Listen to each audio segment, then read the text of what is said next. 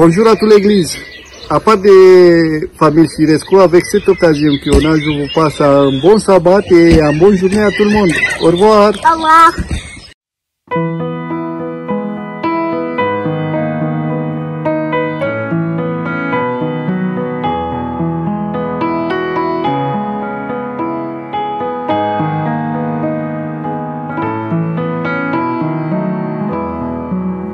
C'est vers toi que je me tourne, je veux marcher dans tes voies, j'élève mes mains pour te rencontrer, mon cœur désire te chanter, pour bénir et célébrer ton saint nom, car tu es fidèle et bon. Seigneur, oh Seigneur, je veux te donner. Seigneur, oh Seigneur, ma vie à jamais. Mes yeux contemplent ta gloire, ta vie ranime ma foi, ta paix et ta joie inondent mon cœur, toi seul fais tout mon bonheur. Je veux proclamer que tu es celui qui chaque jour nous bénit. Seigneur, oh Seigneur, je veux partager. Seigneur, oh Seigneur, ton éternité. Seigneur, oh Seigneur, je veux partager. Seigneur, oh Seigneur, ton éternité.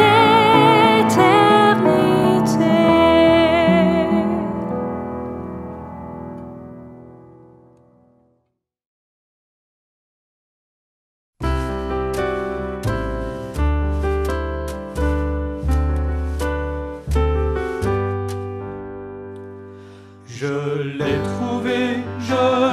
trouvé, le bonheur ineffable. Je suis sauvé, aux joies inexprimables. Tous mes péchés sont effacés, le sang de Christ me lave.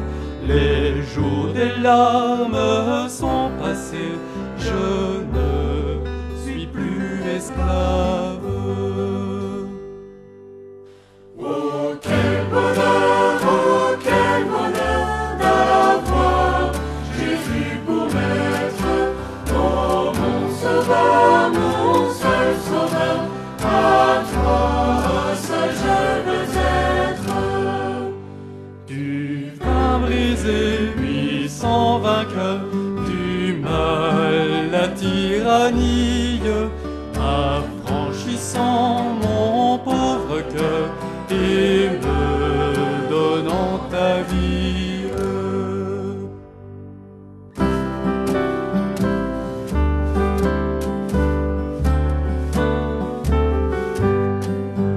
Dans ton amour, tu m'as cherché, errant bien loin du Père.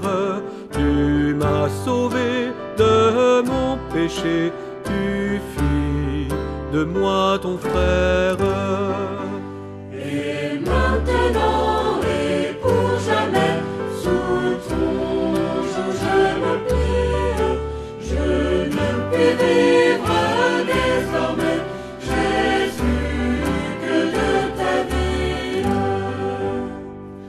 Ah, laissez-moi chanter mon roi, oui que toujours je chante. Jésus n'est-il pas tout pour moi? Gloire à sa croix sanglante. Sans se lasser jour après jour, il m'aime encore. Comment répondre à ton amour? Je crois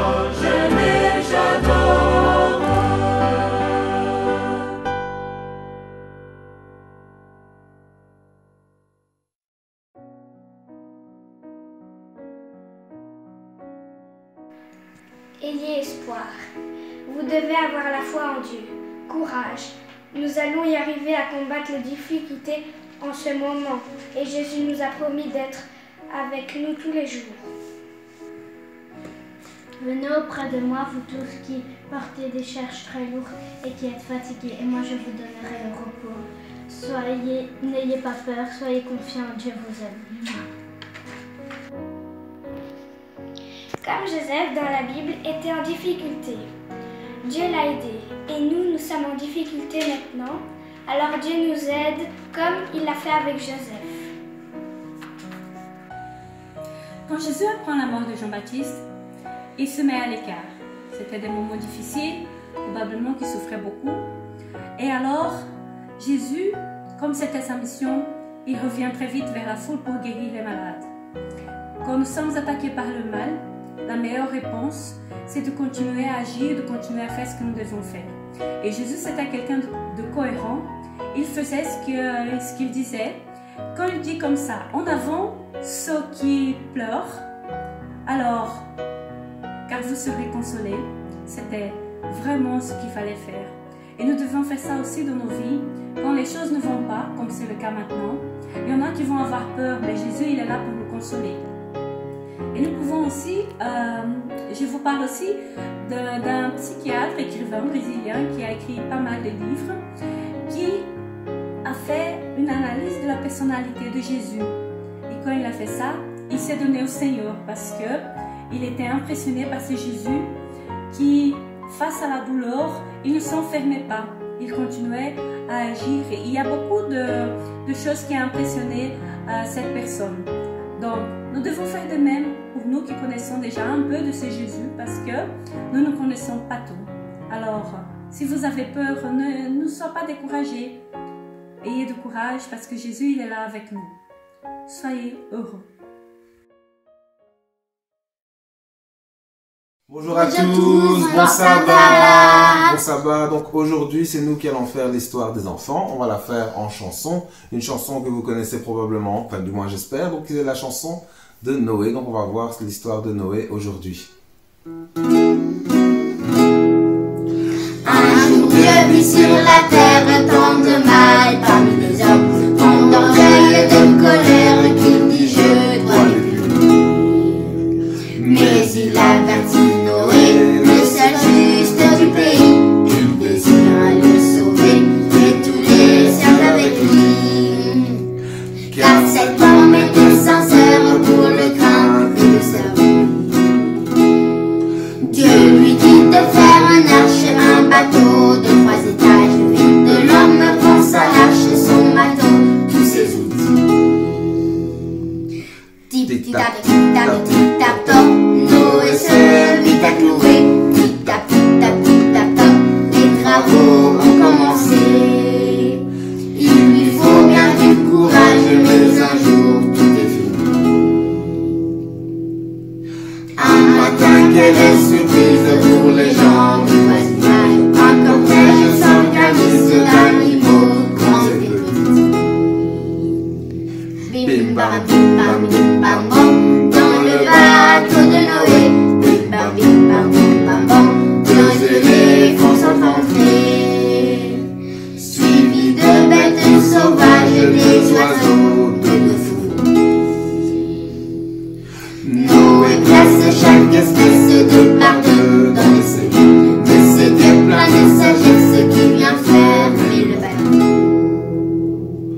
Flic-flac, flic-flac, flic-flac, floc, la pluie se mit à tomber. Flic-flac, flic-flac, flic-flac, floc, et l'eau se mit à monter. Dehors, les gens en détresse disparaissent dans les flots. Mais Noé, dans son refuge, sait bien que Dieu le protège. Il n'a pas peur du déluge, l'arche flotte, il est sauvé. Comme les croyants en Dieu, Car au jour du jugement, tout périra dans le feu.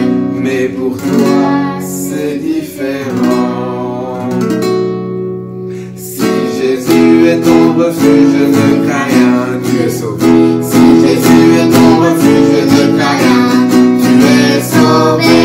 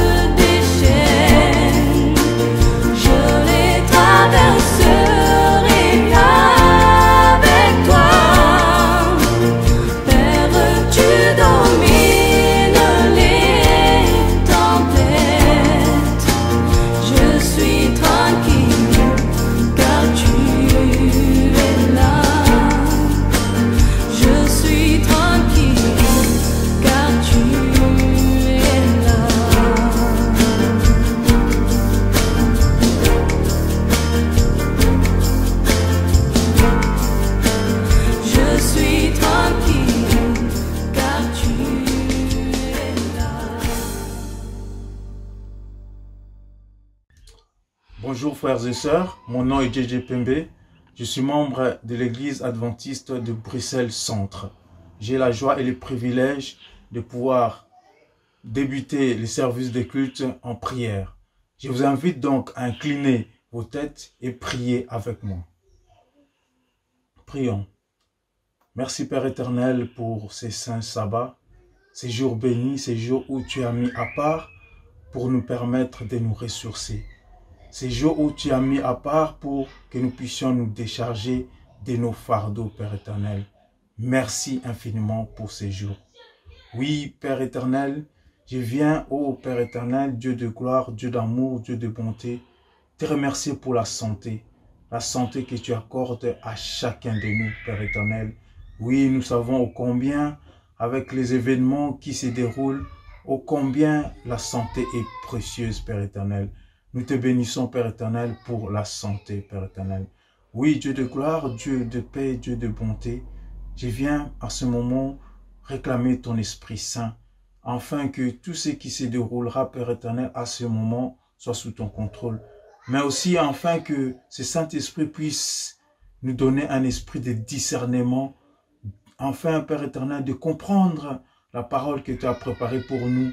Cette parole, ces mots, Père éternel, ces phrases qui toucheront nos vies, qui changeront nos vies, Père éternel. Oui, Dieu de paix, Dieu d'amour, je viens aussi entre tes mains, ô Père éternel, te demander la paix. Ta paix, cette paix qui dépasse toutes circonstances, dans le cœur de toute personne inquiète à la suite de ces événements, Père éternel. Accorde-nous la paix, ta paix, cette paix infinie, Père éternel Dieu. Je viens, Père éternel, te recommander les prédicateurs de ces jours, Père éternel. Puisses-tu le bénir et bénir aussi sa famille, Père éternel Dieu. Oui, Père de paix, Dieu d'amour, Dieu de bonté, Dieu de justice, Père éternel. Je te remercie pour ces moments de fraternité que nous passons à travers cet outil technologique, Père éternel. Je te remercie pour cette technologie qui nous offre la possibilité de rester connectés les uns aux autres, Père éternel. Merci pour cela, Père éternel. C'est pour ça, ô Dieu de gloire, je viens aussi devant ta face te remercier pour les dirigeants de ces pays qui nous permettent de revenir, de retrouver petit à petit la vie normale. Puisses-tu les bénir et surtout leur accorder ton intelligence et ta sagesse. Je te prie, Père éternel, tout cela au nom et par le mérite de ton Fils Jésus-Christ. Amen. Bon sabbat à tout le monde. Bienvenue à cette nouvelle rencontre de notre Église de façon virtuelle. J'espère que jusque-là, les choses se passent au mieux avec le Seigneur et dans la vie de tous les jours. Je suis content de pouvoir m'adresser à vous à nouveau pour continuer d'explorer des thèmes bibliques en espérant de pouvoir tirer des choses importantes pour nos vies de tous les jours. Aujourd'hui, je vous invite à prendre le livre d'Exode, chapitre 14. On va continuer et quelque part clôturer cette série autour du thème de la liberté. Exode chapitre 14, du verset 10 au verset 12, ça sera la base de notre réflexion pour ce matin. Exode 14, 10, je lis. Le pharaon approchait. Les Israélites levèrent les yeux et virent que les Égyptiens étaient en marche derrière eux. Ils s'éprouvèrent une grande frayeur, et crièrent à l'Éternel. Ils dirent à Moïse, est-ce parce qu'il n'y avait pas de tombeau en Égypte que tu nous as emmenés dans le désert pour y mourir? Que nous as-tu fait en nous faisant sortir d'Égypte? N'est-ce pas précisément ce que nous te disions en Égypte, laisse-nous servir les Égyptiens, car nous préférons être esclaves des Égyptiens plutôt que de mourir dans le désert? Même si notre confinement n'a pas été aussi dur que celui en Espagne ou en Italie, il faut dire que nous avons attendu quand même le début du déconfinement avec une certaine impatience, ce qui est normal. Et même si notre déconfinement a commencé officiellement au début du mois de mai, le 11 mai marque une différence notable, à savoir que les magasins ont finalement ouvert. Pas tous, mais la plupart des magasins ont ouvert.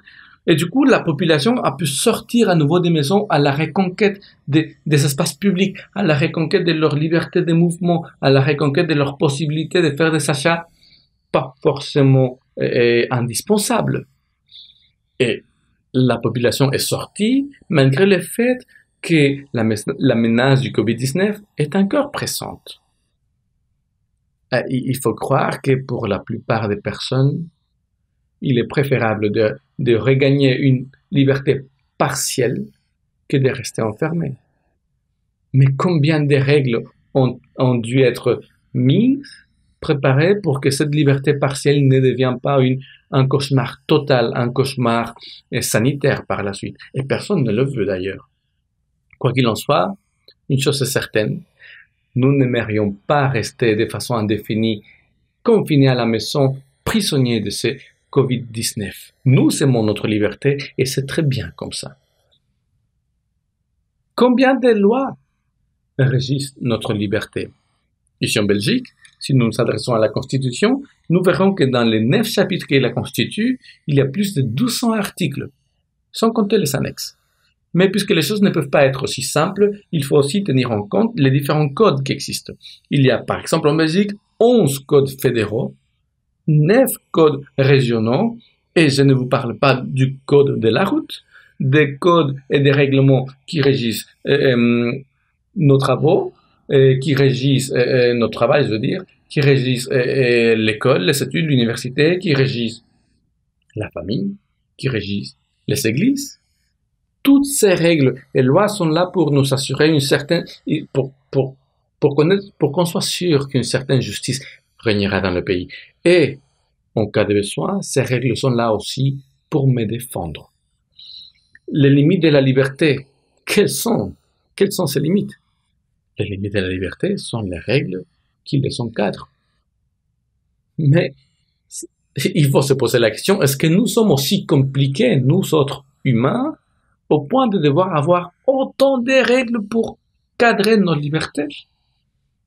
La liberté, c'est un thème dont la Bible parle, c'est un thème central. Et c'est central parce que le thème central de la Bible, c'est le Christ. Et la mission du Christ a été, ce qui s'est donné, a été celle de nous libérer, de nous délivrer des griffes de l'ennemi, de Satan, du mal.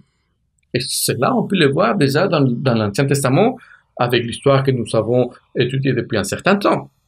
Ce Dieu qui se manifeste à Moïse et lui dit « Va délivrer mon peuple ». Ce Dieu qui, une fois en Égypte, Moïse, il demande de dire au peuple « Tu vas maintenant établir une fête pour célébrer ta libération », alors qu'il n'était pas encore libre. Et ce même Dieu qu'on va retrouver par la suite dans un autre endroit géographique, avec un peuple effectivement libéré. Dieu se présente d'emblée dans la Bible comme le peuple de la libération, le Dieu de la libération, le Dieu de la liberté. Mais cette liberté, la liberté que le peuple d'Israël a reçue, à cause de leur mauvaise gestion, ils l'ont perdue assez rapidement. Et ils se sont fait envahir par différentes nations. Et comme si c'était pas assez, eux-mêmes, ils se sont fait la guerre, ils se sont divisés, ils se sont battus entre eux. Et à chaque fois, le Seigneur intervenait et leur disait, faites attention, et sinon vous allez perdre à nouveau la liberté, parce qu'à chaque fois, il leur proposait, il leur promettait de les libérer à nouveau. Jusqu'au point, au climax de toutes ces promesses, où il a dit, je vais envoyer le libérateur ultime. Dans le livre du prophète Esaïe, au chapitre 7, verset 14, on peut le lire. La Vierge sera enceinte. Elle mettra au monde un fils et l'appellera Emmanuel. C'est la même prophétie que Matthieu, l'évangéliste, a repris dans les premiers chapitres de son évangile pour dire, voilà, Jésus est l'accomplissement de cette prophétie. C'est lui le Messie tant attendu. C'est lui, Dieu avec nous, c'est lui quelque part, le libérateur. En effet, le Nouveau Testament abonde sur le thème de la liberté. Et il dit, la liberté, vous ne la trouverez qu'en Christ. Jésus lui-même a dit, vous connaîtrez la vérité, et la vérité vous affranchira. Autrement dit, la vérité vous rendra libre. Et c'est l'apôtre Jean qui nous apporte cela dans le chapitre 8 de son évangile. Mais je suis un peu plus loin. Il va dire encore, il n'a pas simplement dit, il n'a pas simplement dit la vérité vous rendra libre, il va dire un peu plus tard, je suis la vérité. Autrement dit, c'est moi qui suis ta liberté. L'apôtre Paul va référer cette expérience comme quelque chose de vécu. Il va dire comme ceci, or le Seigneur c'est l'Esprit. Et là où l'Esprit du Seigneur est, là se trouve la liberté. L'apôtre Jacques dira à son tour, mais c'est lui qui aura plongé les regards dans la loi parfaite, la loi de la liberté, et qui aura persévéré, n'étant pas un auditeur oublieux, mais se mettant à l'œuvre, celui-là sera heureux dans toutes ses activités. Jacques 1, verset 21. Pourquoi est-il important de parler de la liberté? Il est important de parler de la liberté en Christ, déjà parce que l'ennemi de Dieu fait tout son possible pour nous pousser à abandonner la liberté reçue. Et un des arguments les plus forts qu'il a, c'est, en fait, tu seras vraiment libre le jour où tu mettras Dieu du côté et tu feras à ta guise.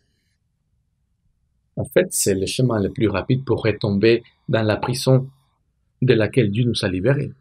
Prison que la Bible appelle le péché et les fruits du péché.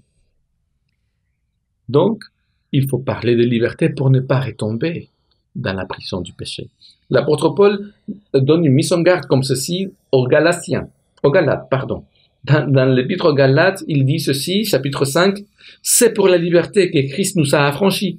Demeurez donc fermes et ne vous laissez pas mettre de nouveau sous le joug de la servitude. » Pierre, il va le dire d'une autre façon. « Soyez sobres, veillez.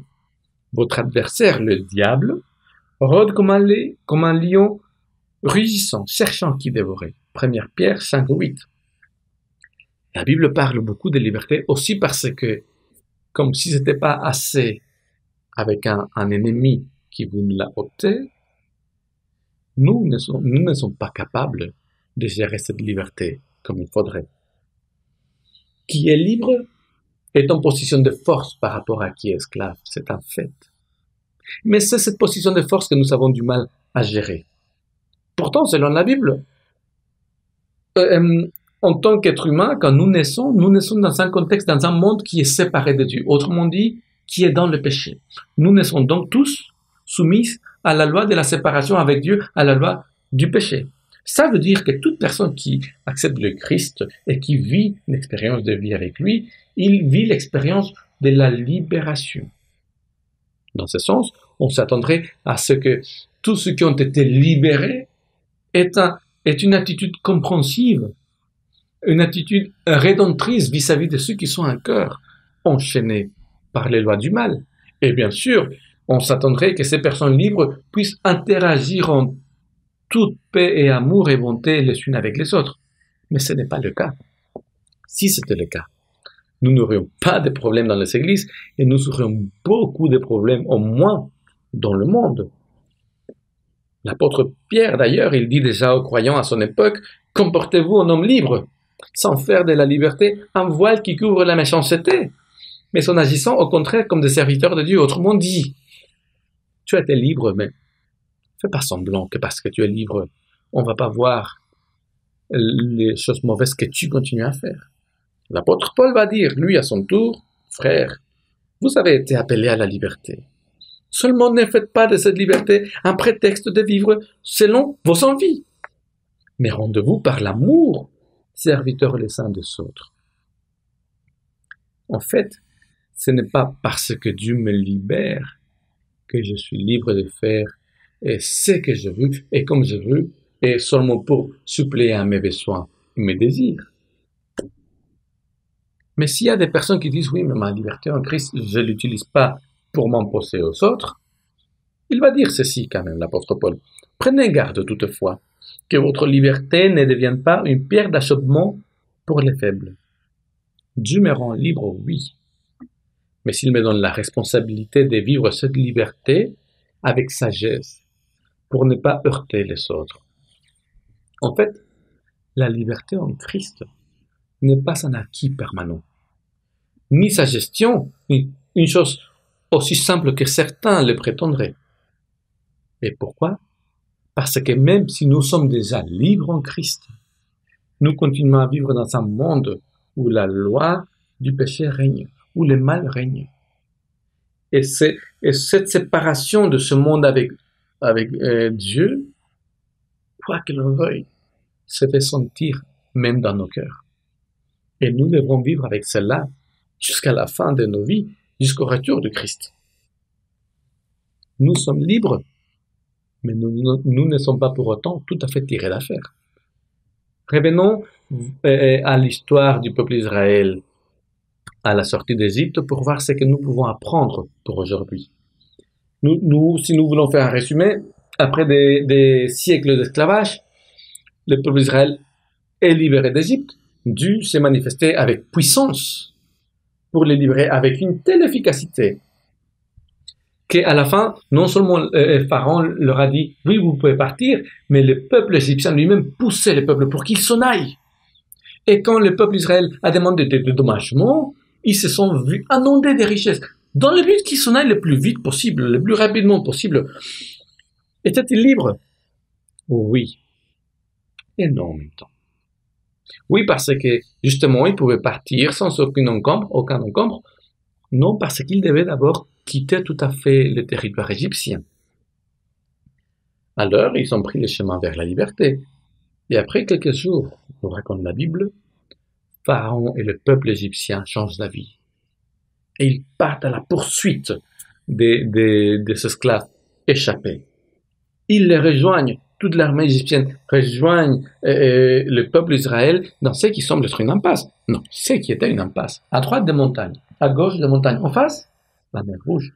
Et derrière, par le seul chemin où l'on aurait pu s'échapper, il y avait l'armée égyptienne qui arrivait. C'est là que nous avons rejoint l'histoire du peuple d'Israël.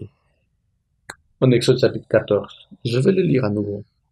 Ils voient les Égyptiens arriver, ils ont peur, ils vont s'écrier vers l'Éternel, ils vont dire à Moïse, « N'avait-il pas assez de tombeaux en Égypte que tu nous aies amené mourir au désert? N'est-ce pas là ce que nous te disions en Égypte, laisse-nous servir l'Égypte, car mieux vaut pour nous servir l'Égypte que de mourir au désert. » Voilà une situation intéressante, voilà des informations intéressantes. Israël était libre depuis quelques jours à peine et leur liberté était déjà menacée. Que ferais-tu pour défendre ta liberté? Que ferais-tu pour conserver ta liberté? Je me souviens de l'histoire qu'un vieil homme m'a raconté un jour. Il m'a raconté qu'à l'âge de 5 ans, il a perdu sa maman et que son père l'a abandonné chez son grand-père. Son grand-père, il a fait bénéficier d'une pédagogie basée sur la violence et les privations. Il est devenu le servant de la maison. Il a vécu une enfance terrible. Au point qu'à 14 ans, il a décidé de quitter la maison. Il est parti pour prendre un bus et s'en aller définitivement. Mais un voisin a dit au grand-père, écoute, on a vu ton petit-fils là, à l'arrêt de bus, et on dirait qu'il veut s'en aller. Alors le grand-père de cet enfant s'est dépêché. Pas mon grand-père, hein. Le grand-père de cet enfant s'est dépêché et il a rejoint au bus juste avant que le bus ne parte. Il monte dans le bus et il somme l'enfant de descendre. C'était une impasse. Quoi faire? Cette vieille personne m'a raconté. Il a fait face à son grand-père et lui a dit, « Tu peux m'obliger à descendre. Tu peux même me battre, me traîner hors du bus. Je vais descendre comme ça. Mais je t'assure que le prochain bus, je vais le prendre et je vais partir. » Quel courage! C'est un courage que le peuple d'Israël n'a pas manifesté quand il se trouvait entre la mer Rouge et l'armée égyptienne. Et nous venons d'ailleurs de lire que même s'ils avaient passé des siècles d'esclavage, même si les derniers moments de leur esclavage avaient été encore plus durs parce que Pharaon s'était endurci, ils auraient préféré rester en Égypte, rester à vivre en tant qu'esclaves et mourir en tant qu'esclaves. Comment pouvaient-ils vouloir cela? Comment est-ce possible de dire des choses pareilles? Est-ce qu'il c'était sérieux ou est-ce que c'était la peur qui parlait? Peut-être les deux.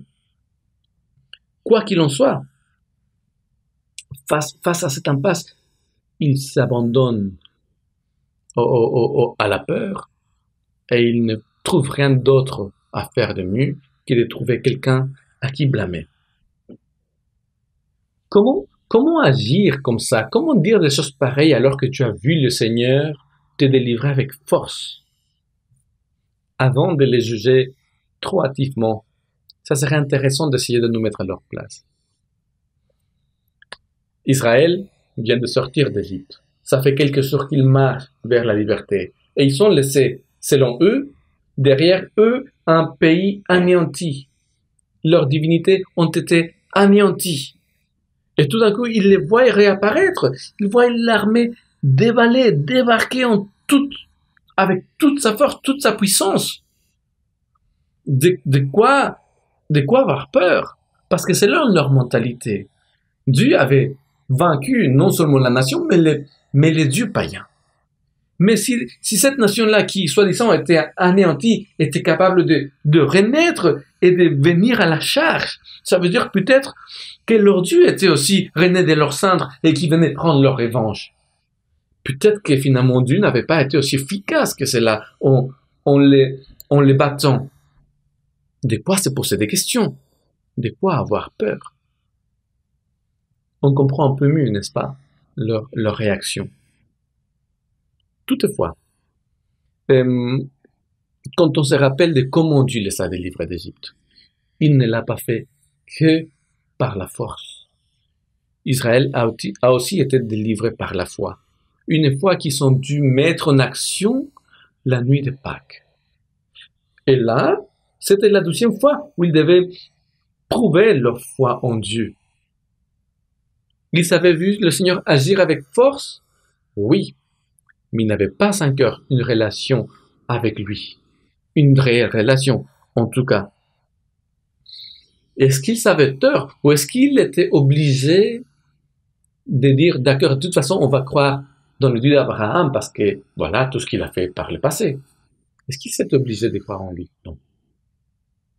Non, parce que quand Dieu agit dans ta vie, ce n'est pas pour te dire ce que tu dois faire ou comment tu dois croire ou en qui tu dois croire par la suite. Pas du tout. Bien sûr, il t'invite à croire en lui.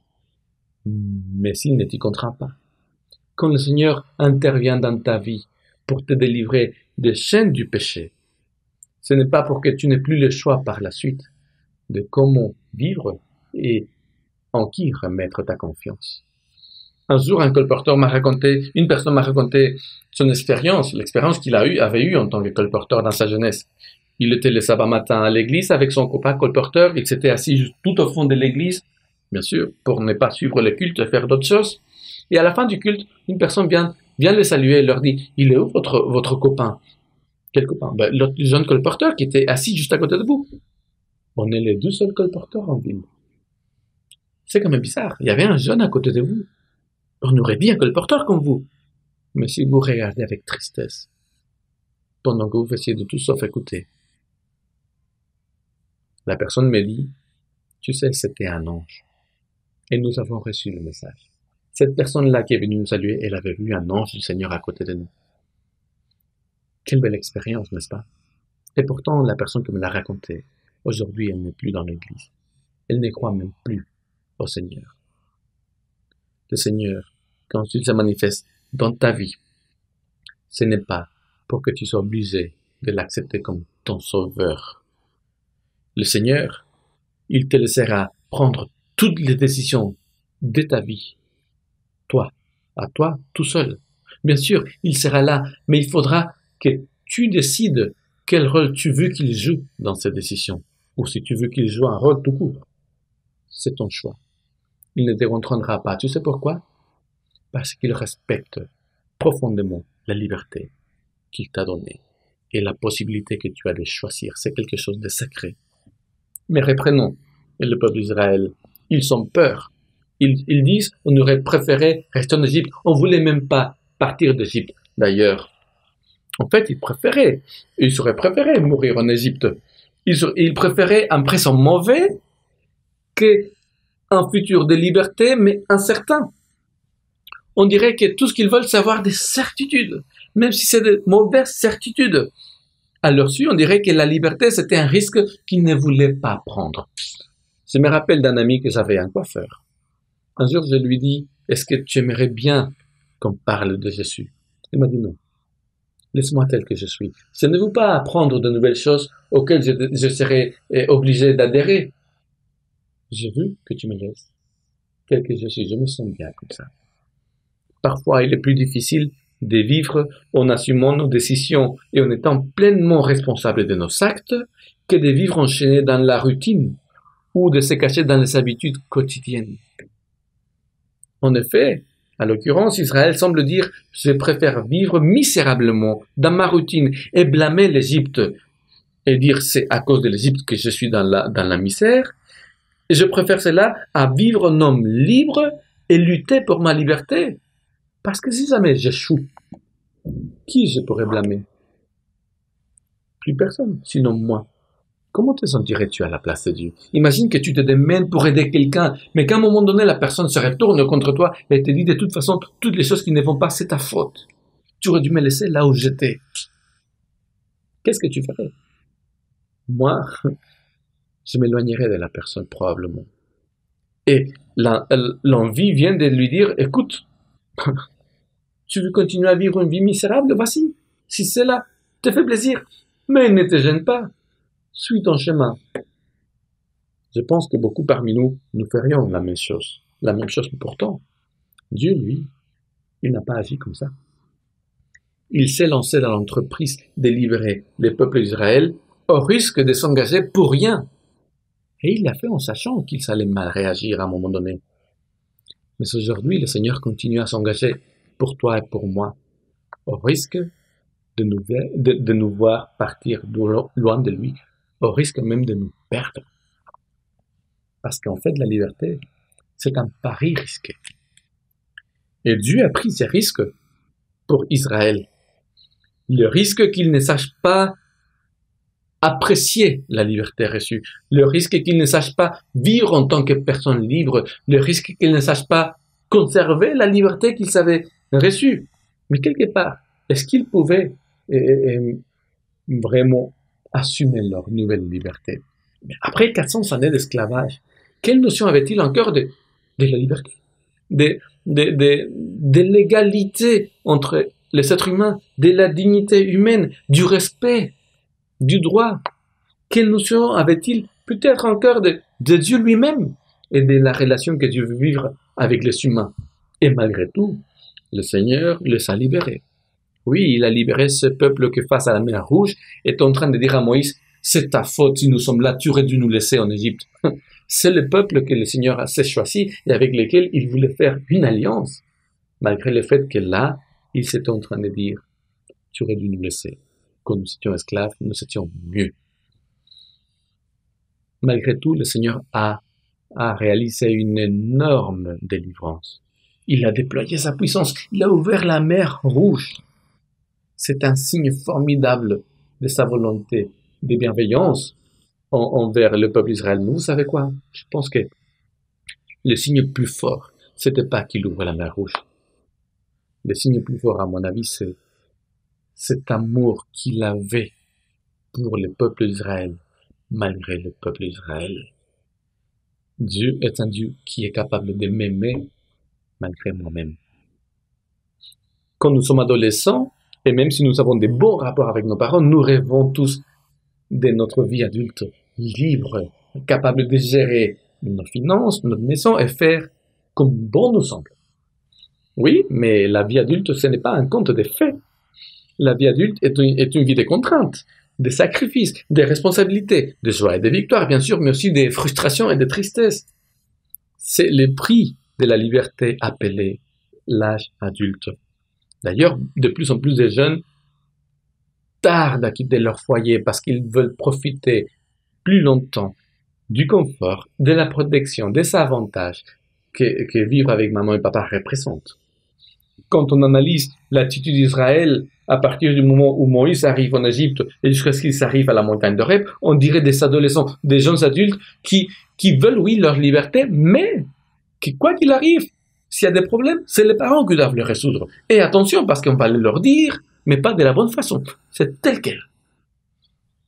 Le peuple d'Israël, oui, face à la mer Rouge, se rebelle contre Moïse, mais ce n'était pas la première fois, et d'ailleurs pas la dernière. Allons voir. Exode chapitre 5.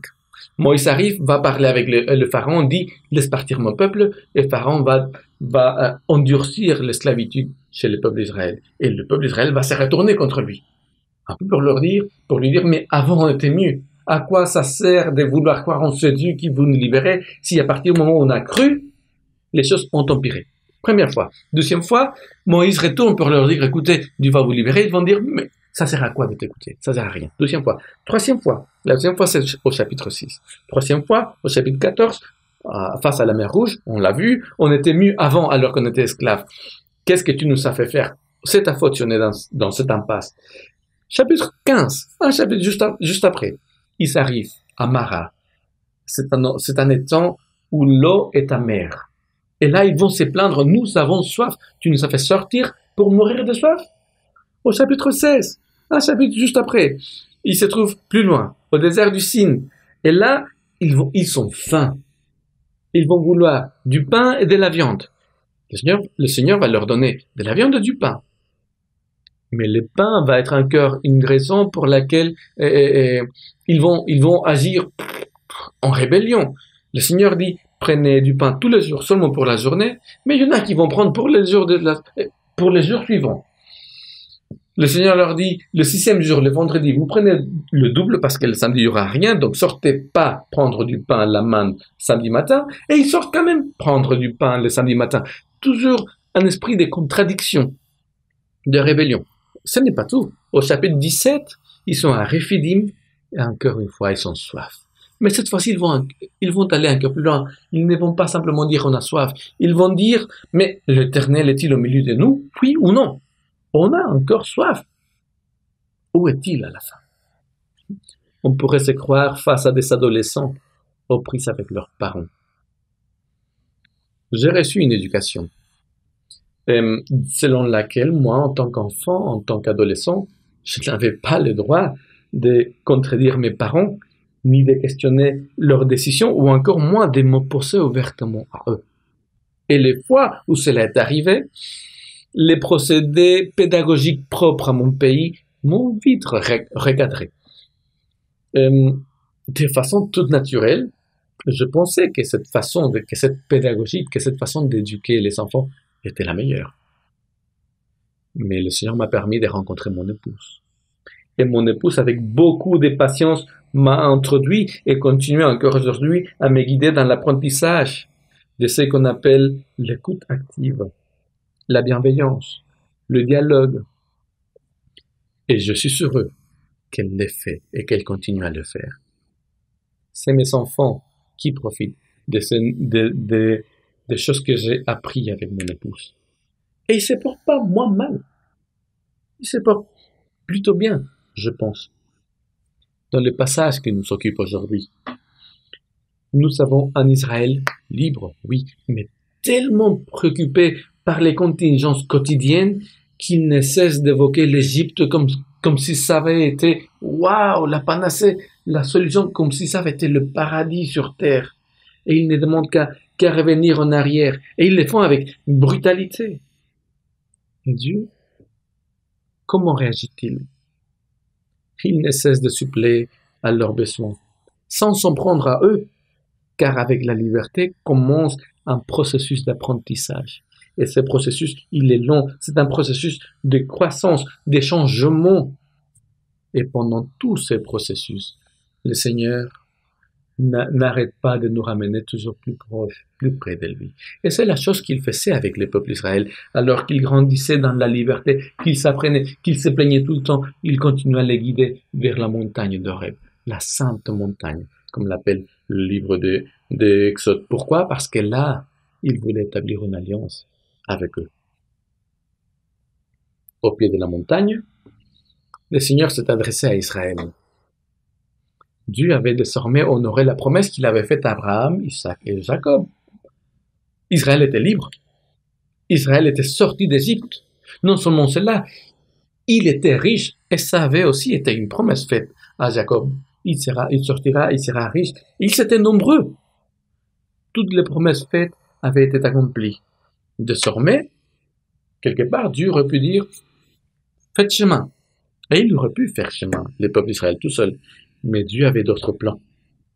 Il voulait continuer l'aventure de la liberté avec Israël.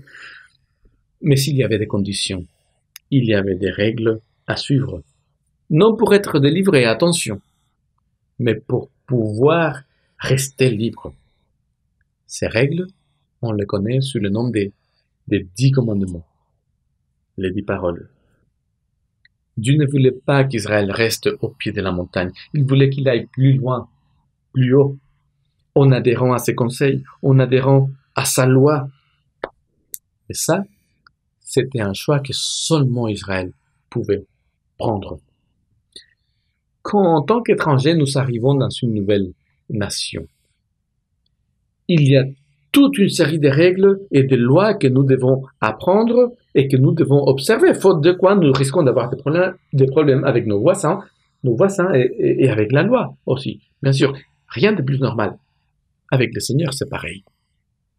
Quand son esprit touche ton cœur, quand tu lui ouvres ton cœur et tu l'acceptes comme ton sauveur, comme ton libérateur, quand dans la confession, quand par la confession de tes péchés et du fait que tu as été loin de lui, tu lui dis Seigneur, pardonne-moi. Et quand on lui demande au nom de la foi et avec foi qu'il nous pardonne, il pardonne nos péchés. Il le fait. Et il ne nous demande rien d'autre. Il nous libère. Mais s'il veut faire plus, tellement plus avec nous, en nous et pour nous. Israël était libre, certes, mais pas encore tout à fait. Tout comme nous, quand le Seigneur nous libère, Dieu avait libéré Israël, mais il restait encore enchaîné à son passé, à ses habitudes, à ses réflexes, à son histoire. Il avait encore du chemin à parcourir et c'est dans ce but que le Seigneur lui a donné les 10 commandements, ces instructions de vie façonnées pour que l'homme puisse vivre au mieux sa nouvelle liberté, ces 10 balises qui sont là sur le chemin pour que nous puissions avancer. L'apôtre Jacques parle de cette liberté et de ces lois. Il va dire, Jacques 1, verset 25, « Mais c'est lui qui aura plongé les regards dans la loi parfaite, la loi de la liberté, et qui aura persévéré, n'étant pas un auditeur oublieux, mais la mettant à l'œuvre, celui-là sera heureux dans son activité. » À la personne esclave du péché, le Seigneur lui offre la liberté. À la personne libre, il propose de devenir son Dieu, si la personne le veut, et de faire chemin avec lui. À qui accepte de marcher avec le Seigneur lui révèle sa loi, la seule loi capable de garantir notre croissance en lui et de nous signaler sans faille lorsque nous ferions fausse route. Et à quiconque reçoit sa loi, il lui demande de la suivre, non pour être sauvé, car c'est lui qui nous a déjà sauvés, non pour être libéré, car c'est lui qui nous a déjà libérés, non pour nous assurer la vie éternelle, parce que ça aussi, par la foi, nous l'avons déjà reçu. Mais s'il demande aux personnes d'observer sa loi, il leur dit, il faut que tu le fasses par amour. Si tu m'aimes, garde mes commandements. En Dieu, nous sommes déjà libres. Libres parce que Dieu a accepté de courir le risque de nous libérer et de nous voir partir. Libres parce que Dieu s'est proposé lui-même en tant que Père, au risque que ses propres enfants le mettent sur la croix. Nous sommes libres parce qu'il a accepté de courir le risque qu'une fois libérés, nous choisissons de rester sur place, au pied de la montagne, ou peut-être que nous décidons de faire chemin en ignorant les conseils, les 10 commandements, les paroles qu'il nous donne pour vivre vraiment libre. Quelle est la dimension de notre liberté alors que nous vivons encore dans un monde enchaîné par la souffrance et par les péchés? Elle est telle que même si nous ne savons pas nous adresser à Dieu correctement dans les moments difficiles, nous savons qu'il nous écoute, qu'il ne nous rejette pas et qu'auprès de lui, nous pourrons toujours trouver en tout temps un refuge. Grâce à cela, nous sommes libres de vivre une vie où les préoccupations quotidiennes ne dominent pas nos existences, sachant que Dieu est avec nous. Nous sommes libres de vivre une vie où même la mort n'est plus une impasse, puisque le Seigneur, au moment voulu, nous en fera sortir vainqueurs. Il s'ensuit que nous sommes libres pour devenir des agents de liberté dans un monde où le véritable confinement des humains n'est pas dû à un virus, mais à la solitude, à la souffrance, à la peur, à l'égoïsme, au manque d'amour, des situations confinantes dont seule une rencontre avec Jésus-Christ peut nous faire sortir. Certes, nous ne sommes pas encore tout à fait libres, même si ça arrivera très bientôt avec le retour du Christ. Mais en attendant, et alors que nous marchons avec le Seigneur, il nous invite à aller vers ceux qui sont encore sous les chaînes dans ce monde pour leur tendre la main et leur dire « N'aie pas peur, lève-toi, marche, avance et regarde la délivrance que le Seigneur va t'accorder. »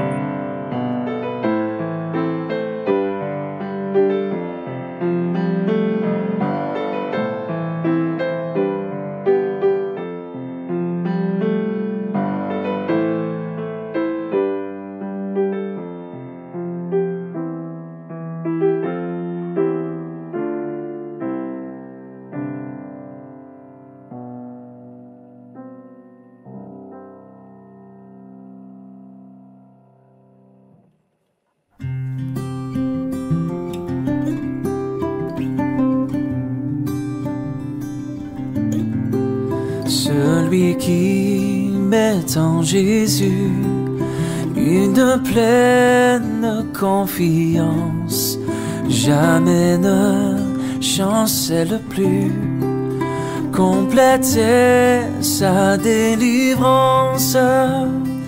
Par la foi, nous marcherons, par la foi, nous triomphons. Par la foi, mon Rédempteur me rendra plus que vainqueur.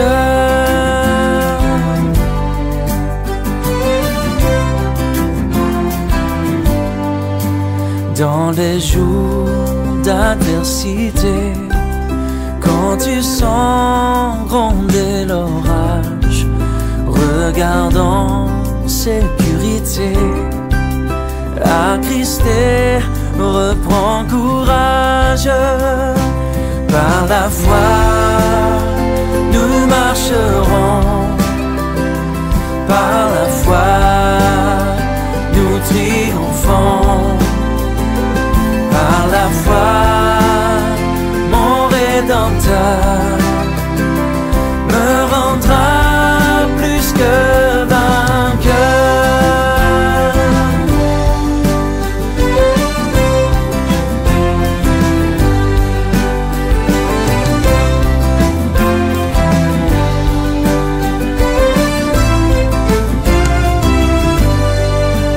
Par la foi, je marcherai en comptant sur ses promesses. Par lui, je triompherai en tout temps de mes détresses. Par la foi, nous marcherons. Par la foi, nous triomphons. Par la foi, mon Rédempteur me rendra plus que vainqueur. Par la foi, nous marcherons.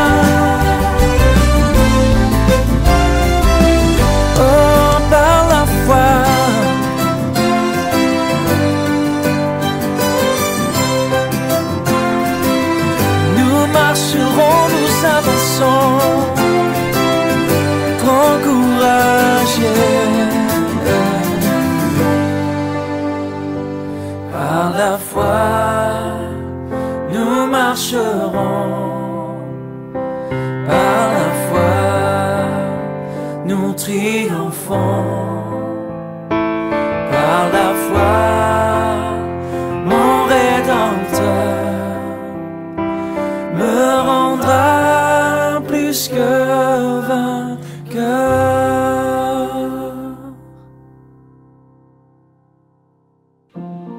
Seigneur, que la liberté que tu nous donnes, que la liberté que tu nous offres, nous sachions la vivre selon ta volonté. Et que nous puissions, Seigneur, guidés par ton esprit, non seulement devenir et rester libres, mais aussi devenir des agences de liberté pour d'autres personnes. Que nous puissions être des messagers, des faiseurs, non seulement de paix, mais aussi des créateurs, des procurateurs de liberté pour les autres. Aidez-nous, Seigneur, à répandre cette liberté autour de nous. Aidez-nous, Seigneur, à répandre ta façon de voir, de concevoir et de vivre les choses. Et que nous puissions vivre selon ces divins principes, selon cette volonté libératrice qui est la tienne. Merci pour ta bonté. Merci pour ta présence. Merci d'avoir pris le risque de venir nous libérer. Aide-nous, Seigneur, à rester toujours accrochés à toi. Au nom de Jésus, je te le demande. Amen.